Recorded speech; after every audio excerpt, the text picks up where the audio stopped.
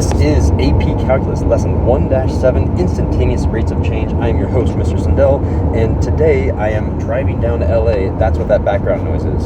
So if my handwriting is not as good as it normally is, I have an excuse. This time we actually have an objective as opposed to the last 3 lessons. Our objective today is to draw tangent lines to graphs and recognize where a graph is not differentiable. There will be 2 different speed sheet type questions. One of them are synonyms for instantaneous rate of change, and the other one are 3 types of points that are not differentiable.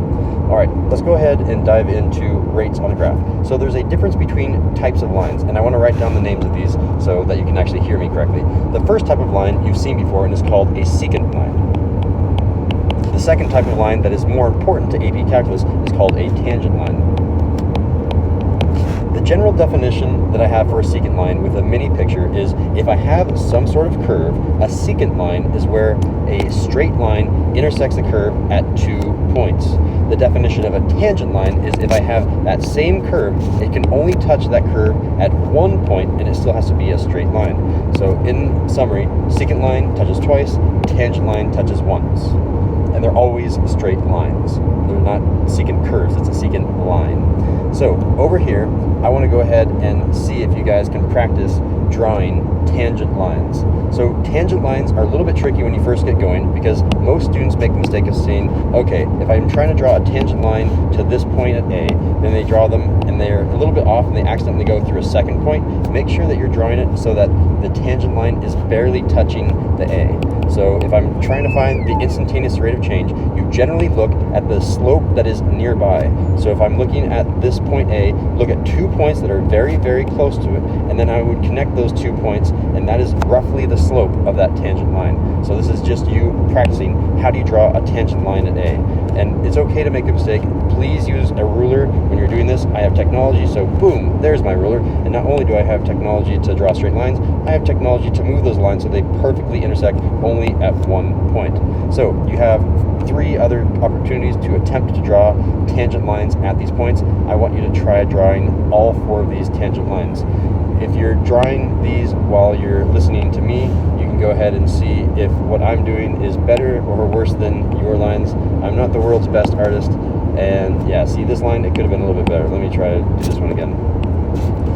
It needs to barely touch at 1 point, and I can change the slope of the line at the very end. That looks better, and then I can move this line. That's a perfect tangent line right there, okay? What about down here? I'm gonna go ahead and, again, I'm kind of in my mind's eye, I'm visualizing 2 points that are next to it, and I'm connecting those 2. That's roughly the slope of the tangent line. So my tangent line is gonna be right about, it's trying to default to a flat line. I think I'm gonna stick with that. It's a nice horizontal line that goes through that point. And then finally, I need a line that goes through this point. Let's see, it's gonna be roughly like that. And that slope right there. And that slope is going to go and attach to that point. It's kind of hard to see in the notes, but that's as close as I can get for my tangent line. So each of these are called tangent lines, and you should label these in your notes. If you don't have secant and tangent drawn over here, you should draw a label that says that is a tangent line, and you can do an example as well. In the last lesson, we were doing secant lines, right? We were doing average rates of change, where we connect A to D, and we said, okay, well, this is the average rate of change, and that's a secant line because it's definitely hitting this function at least 2 times. And there's always that question that students ask me, which is, wait a sec, Mr. Sindel, if you extend that tangent line far enough, won't it eventually hit the function more than 1 time? And the answer is almost definitely, depending on the type of function that you're talking about. We're talking about intersecting only at 1 point in a local area. So after this area, I don't care, but yes, if I continue that line, it probably will intersect at another point. I only care in this very small area. Make sure that it only intersects at 1 point. How small of an area? It's up to you to decide, but it should generally be matching the slope underneath it. All right, so I want you to know a bunch of different synonyms for instantaneous rate of change. One of them is a word that I've already used before, which is a tangent line. Tangent line. Not only do I want to give you these definitions, but I also want you to know when I'm going to be using them. When you see the words instantaneous rate of change, I will never use that. This will be from the AP test. So if I ever give you a question, this is where you'll probably see instantaneous rate of change. You need to be able to see that, basically cross it off, and change that into one of these synonyms that I'm giving you. The first synonym I'm giving you is tangent line, and that is the graphical representation of what's going on. There are other more algebraic notations that you can use as well, and I'm going to be using them down below in example 1. Another instantaneous rate of change is something like this, where I say f prime of something, so f prime of x. And yes, this is how you say this thing. I will write it underneath. This is pronounced f prime of x. So this prime, by the way, it's like a 1, but it's a little bit more diagonal. You don't want to have it come straight up because that would be like an f to the power of 1. It's a little bit to the side, and eventually in AP Calculus, we'll have multiple primes. So sometimes we'll have like a double prime right here, and you'll pronounce this as f double prime of x. This is just f prime of x. Another synonym, oh, and it doesn't have to be x also. Let me also say, you could have something like this. You could have f prime of some value, like f prime of 2. There are multiple things that you can put in here. Or it doesn't have to be f, it could be g, like g prime of 2. And the last synonym that I'm going to leave you with is this. It's the more formal notation of writing a derivative, and it's this. dy dx. All of these are synonyms. So it could be dy dx, it could be f prime of x, it could be a tangent line, it could be instantaneous rate of change. All of these mean the same thing. They're just talking about the slope at a line at a very specific point. All right, so let's go ahead and do example 1. Again, you're not only practicing writing your tangent lines over again, but you're also going to tell me the slope of those tangent lines. Is the slope positive? Is the slope negative? Or is the slope equal to 0? And it's getting more familiar with the notation of what does this thing mean? It means the slope of the tangent line. So go ahead and practice yet again drawing your tangent lines. Ooh, it accidentally did a curve there. I was trying to go for a straight line. It's going to be right about there, and I'm going to move it so it touches the point exactly 1 time. Again, it is going to be hard to do. It might not show up in your notes because you're basically drawing on top of the function. It really doesn't show up for me. I don't know if it's because I'm colorblind or maybe it's just a hard color to see. This one is going to be a nice horizontal line. It's not through the point perfectly, so I'm going to move you right there. And our last point, again, it's kind of hard to see. It's going to go at that line right there. All right, so I have all 4 of my tangent lines, and now you're going to analyze what is the slope of these lines. In this first slope, I interpret this as the slope of the function g at point A. So at point A, what is the slope of that function? What is the slope of this tangent line? Well, the slope is going up. If I'm reading from the left to the right, the way that we read in English, this line is going up. So I say that this is a positive slope. So I say that g prime of A is greater than 0. It is positive. What about at B? The slope of the function g at point B is this line, this tangent line right here. This line, as I read from the left to the right, is going down. Therefore, this is a negative slope. You say this is less than 0. And then what about g prime of C?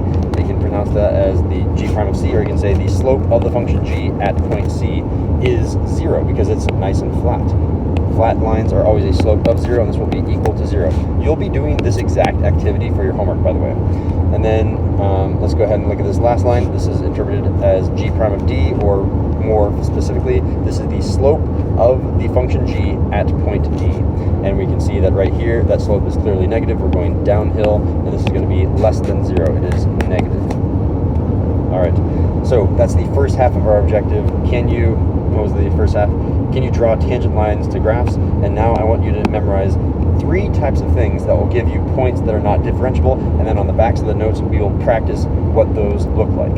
So the first thing that will make a function not differentiable is something that you already know. It's if the function is discontinuous. So I'm just going to abbreviate. I was about to write any points of discontinuity, but I'll just say discontinuous. Maybe I'll say discontinuities. Discontinuities. I can spell. All right. Discontinuities. I would love for you guys to pause the video right now and remind yourself the 4 different types of discontinuities, because there are 4 types and you should know them. All right, you unpause. They are holes, gaps, vertical asymptotes, and endpoints. I'll just say endpoints. Endpoints. Yeah.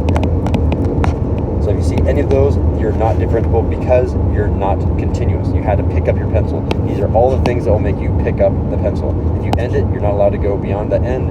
You can't jump over the asymptote. You can't go through the gap. And this one is just it removed a point, right? And then there's 2 new things that I'm expecting you to know. The first one is the easiest. It's called sharp corners. And this feels a little bit weird to describe, but if you see anything that looks sharp, then that means it's not it's not differentiable. And I forgot that was one of our synonyms, so I made a mistake. Differentiable is one of the synonyms for instantaneous rate of change. So I should say that that differentiable should be up here. Differentiable. You are differentiable if you don't have a sharp corner. You're differentiable if you don't have a discontinuity, and you're differentiable if you don't have a vertical tangent.